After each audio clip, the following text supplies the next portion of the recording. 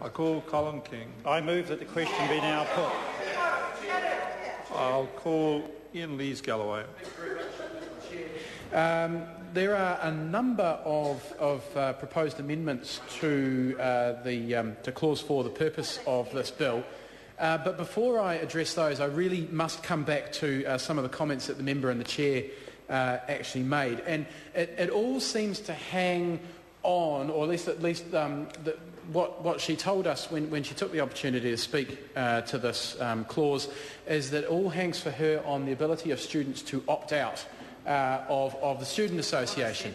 And as a former Student Association president, I have to say that, again, just like I think Chris Hipkins said, I have some sympathy for that position. I think it was a little bit nebulous, or it is currently a little bit nebulous, and there is some opportunity for student associations to shirk their responsibilities around that. And the student associations came to select committee on this bill and said they were prepared to work on that and were prepared to look at some options. And in fact, really, if the purpose that is stated here in Clause 4 to uphold students' rights to freedom of association by removing any requirement for students to join student associations is in fact the purpose of this bill, then that's all we would need to do. That is the one amendment, that is the one change we would have to make to the Principal Act to actually achieve that purpose here in Clause 4. But the fact is, of course, Mr Chair, as we all know, that isn't actually the purpose of this bill. The purpose is to kill off student associations. And how will it actually achieve that? There's an issue here which I don't think has been addressed all that much, or at least the reason why there is so much concern from this side of the House hasn't been addressed exactly.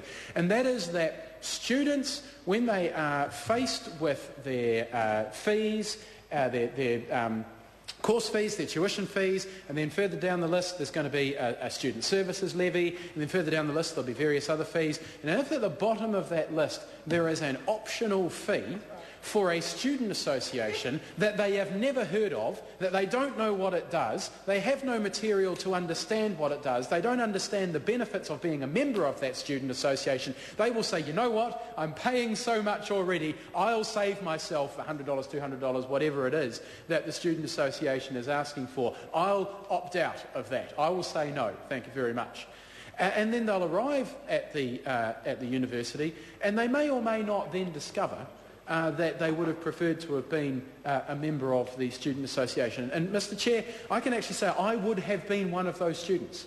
I wasn't particularly impressed when I saw the thing on the part of my invoice that said you're paying for a student association, because I didn't know what a student association was. I didn't come from a family that... That's right. Actually, the member hits the nail on the head. That's exactly why I didn't know what a student association was. I needed to learn a few things. And in fact, the Massey University had its referendum. It got 10% of the students at Massey managed to sign a petition, and they managed to get more than the ACT Party is able to get in an election. And we had the referendum. We had the referendum. And by the time we had the referendum, I had changed my view, because I had had an opportunity to see what the Student Association did. I was particularly fond of the extremely low gym fees, but I enjoyed orientation as well. I quite liked the paper. I didn't listen to the radio station that often, but I certainly was aware of the advocacy service, and I thought maybe someday I would want that. And that, Mr Chair, was a long time before I became involved in the Student Association. And that is exactly the response that students right across the country have. Because if we go back to the purpose that says this is to uphold students' rights, well, if it was upholding students' rights, if this would have been a change that there would have been an outpouring of emotion for, there would have been petitions, there would have been letters to parliamentarians, there would have been a huge campaign saying we must have this change. But there wasn't, because people actually respect and understand what student associations do.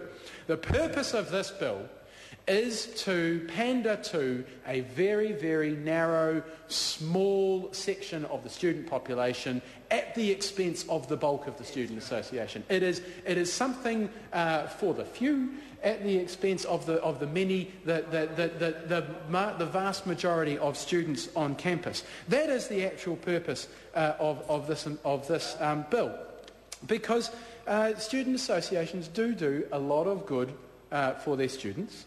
But the member and the chair just seems to want to overlook that completely. So we've got a number of amendments to Clause 4. Mr Chair. I call David Shearer.